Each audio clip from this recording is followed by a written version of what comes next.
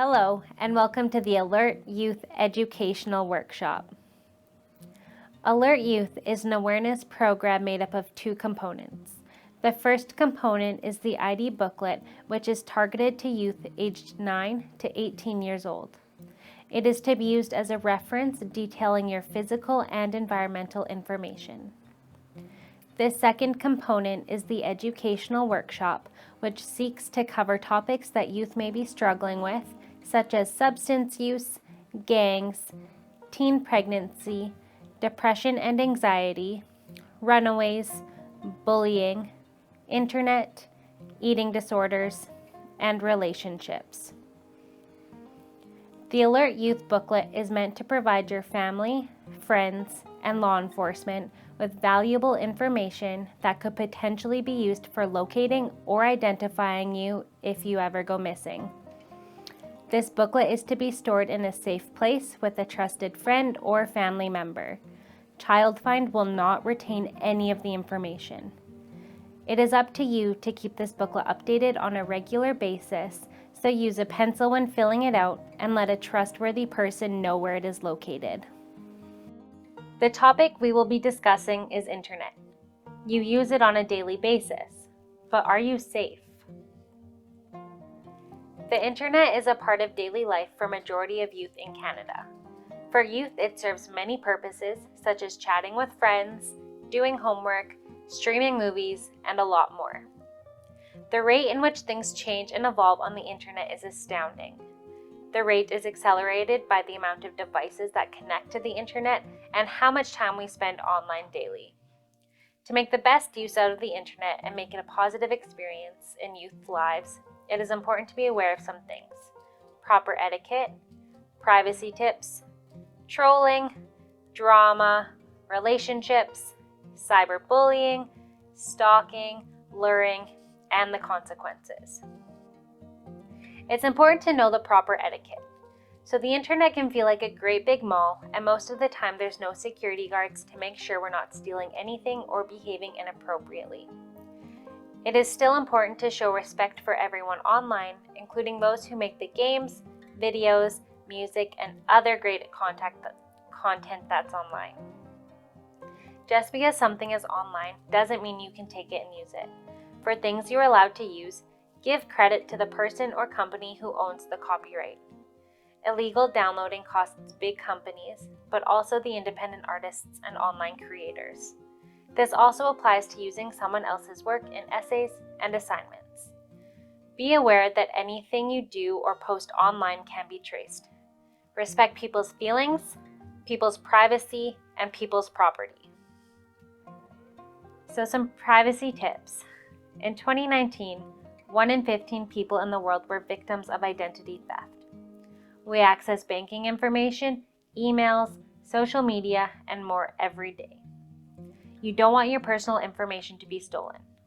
Following some simple privacy tips can make all the difference.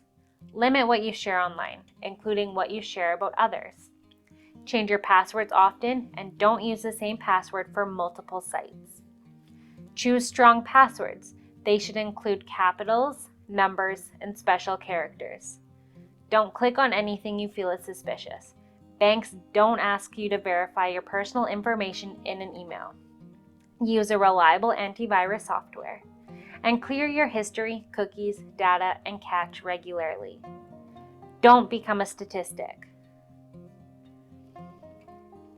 Trolling is an active attempt to provoke a response, typically on social media.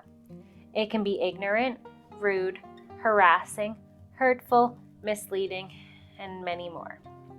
People who engage in this behavior are called trolls. If faced with a troll, block or ban them if you can, ignore them, correct them on misleading or false claims, respond with humor, report hateful or harassing comments, and don't be baited. Consider the feelings of people if you are trolling and how you might feel if it were you. It's really easy for drama to get started online, and it's just as easy for it to blow up into something serious. When you read or see something online that gets you angry, don't respond right away. Ask yourself if maybe you're misunderstanding what you've read. try to give others the benefit of the doubt. If drama does get started between you and somebody else, talk to them in person to sort it out, rather than continuing it online. If you or a friend is struggling with drama or is being bullied online, contact a trusted adult. Majority of youth are using online dating and friend-finding websites and apps daily. Though it can be very common to begin relationships, both platonic and romantic, online, there are things to be cautious of. Don't send or post anything that you wouldn't want everyone to see. You never know what might happen with that information in the future. If someone or something makes you uncomfortable, talk to a trusted adult or a helpline about it. Whether it's a friend, a crush, or a boyfriend or girlfriend, don't obsess over each other's online activities. A healthy relationship has boundaries and trust. And you may never know who is really behind the screen and what they might do with your information. If you are choosing to meet someone you met online, bring friends and inform people where and who you are with. Cyberbullying is using any kind of electronic communication to repeatedly harass others. Examples can include rude or threatening messages, slanderous information, or repeated unwanted messages. It doesn't matter where you are, or who you know, it can affect you.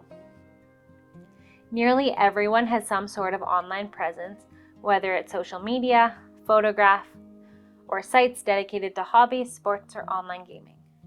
There's a lot of information that can be misused by others. This may be viewed as a particularly obsessive version of trolling. Reduce your online footprint to limit the amount of personal information available to others. Cyberstalking is an extreme version of cyberbullying. Often, cyberstalking is an online component to offline stalking. It can begin online or escalate from offline to online. Income, education, urban or rural settings makes no difference on who a cyberstalker will select. The internet provides instant access to addresses, maps, telephone directories, and school websites. Sometimes a stalker fixates on a person they encounter online, including via public profiles or other regular internet activity. Many cyberstalkers create detailed lists of their victims' activities each day of the week. So be cautious of personal information that you're sharing online. So this includes your Snapchat location, your school, activities, photos of your home, and your favorite locations.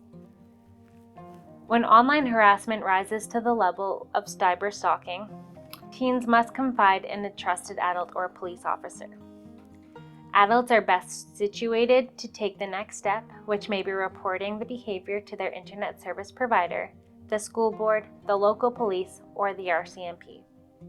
A cyberstalker whose identity is known can be cautioned by a restraining order or a visit from police, but a cyberstalker who uses the internet to mask their identity can be difficult to trace. The Criminal Code of Canada makes reference to stalking as criminal harassment. It states that no person shall engage in repeated conduct that causes the victim to fear for their safety or the safety of people known to them. Cyberluring is when an adult uses the internet to connect with someone under the age of 18 with the intention of kidnapping or sexual offenses. Luring may occur over a long period of time, or it may occur fairly quickly. Predators create online friendships to build familiarity, trust, and affection, causing the victim to feel comfortable sharing their personal information and meeting in person. Some predators are willing to travel thousands of miles and cross international borders to connect with their online victims. However, most predators reside within 100 kilometers of the victim's home.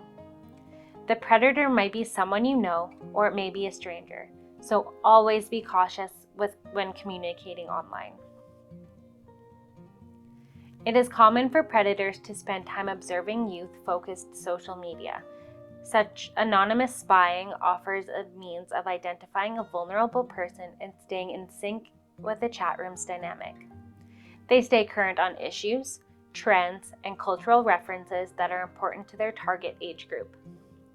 It is this knowledge that makes it easy to join in the conversation and can help them connect with their targeted victim. Once a conversation has been initiated, the predator will devote a great deal of time and energy to establishing trust and a friendship with the target person. They will demonstrate a genuine interest in the person and will go to great lengths to flatter the youth and convey understanding for all aspects of his or her life. This attention leads to a friendship where confidences and secrets are shared. Victims may think that they are in a romantic relationship with the offender. This is usually the point where the predator will start to manipulate the youth into meeting with them. Predators will lure their victim into increasingly intimate conversations. They may send photos and then soft porn, leading to more and more sexual conversations. Sexual content can also occur relatively early in the interaction. Research indicates that most victims of luring know that the person they are conversing with is an adult and also know that they are interested in sex. Youth suffering from a lack of intimacy and those seeking out online friends are the most vulnerable. There are many consequences to consider. So while you believe that what you do or say online might not have any consequences, they do. Every site and app has a set of standards and guidelines that users must follow. If you don't follow them, you can face partial bans, full bans, and other repercussions. Cyberbullying has real-life consequences for those involved. Consider what the other person may feel before you hit send on any message. Cyberstalking is illegal. You can face restraining orders and be bound by law not to use any electronic device. Cyber luring is actively investigated by law enforcement and can result in years in prison, a criminal record, and various other consequences. So in conclusion, be selective about what you share online. Keep your online presence to a minimum.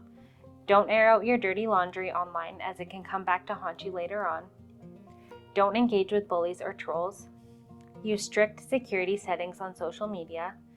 Use a variety of usernames because they're difficult to track. And do not engage in sexual conversations with others online. Don't send inappropriate photos of yourself to others. And if you're going to meet someone you met online, tell a trusted adult and make sure you are in a public place with your friends. Your parents can't keep up with all your internet activities, so it's important for you to keep them informed about what you do and how you can stay safe. Share any concerns that you have with a trusted adult. So who is a trusted adult? A trusted adult is someone who you have a good relationship with, you know them well, helps you and makes you feel safe both online and offline, never asks you to keep secrets for them, listens to you when you have a question or a concern, and they respect your body and your personal space. Thank you for joining us today.